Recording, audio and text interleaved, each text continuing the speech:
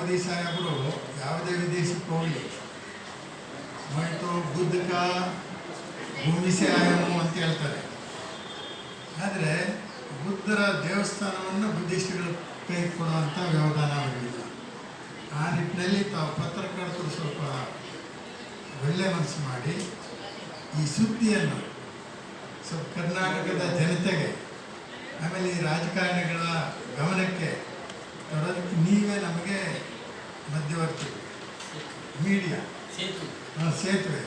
ಅದರಿಂದ ಈ ಸುದ್ದಿಯನ್ನು ತಾವೆಲ್ಲರೂ ಕೂಡ ಸ್ವಲ್ಪ ಸೀರಿಯಸ್ ಆಗಿ ಪ್ರಕಟಣೆ ಮಾಡಬೇಕಂತ ರಿಕ್ವೆಸ್ಟ್ ಮಾಡ್ಕೊಂತೀವಿ. ಕೋರ್ಸಲ್ಲ ಈ ಸುದ್ದಿ, ಯಾಕಂದರೆ ಇವತ್ತಲ್ಲ ನಾಳೆ ಈ ದೇಶ ಪ್ರಬುದ್ಧ ಆಗುತ್ತೆ.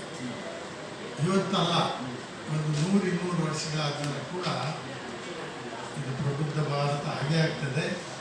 ಆ ನಿಟ್ಟಿನಲ್ಲಿ ತಾವೆಲ್ಲರೂ ಸಹಕರಿಸಬೇಕಂತ ಕೇಳಿಕೊಂಡು ನನ್ನ ಮಾತುಗಳು ಮುಖ್ಯ ಆಗುತ್ತೆ.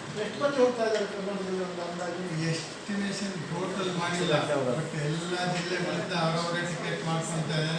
ಆಲ್ಮೋಸ್ಟ್ ಒಂದು 1000 ಜನ ಭಾಗವಹಿಸಬಹುದು ಅಂತ ಅನಿಸ್ತದೆ. ಈಗ ನೋಡಿ, ನಮಗೆ ವಿಷಯ ಗೊತ್ತಾಗ್ತದೆ.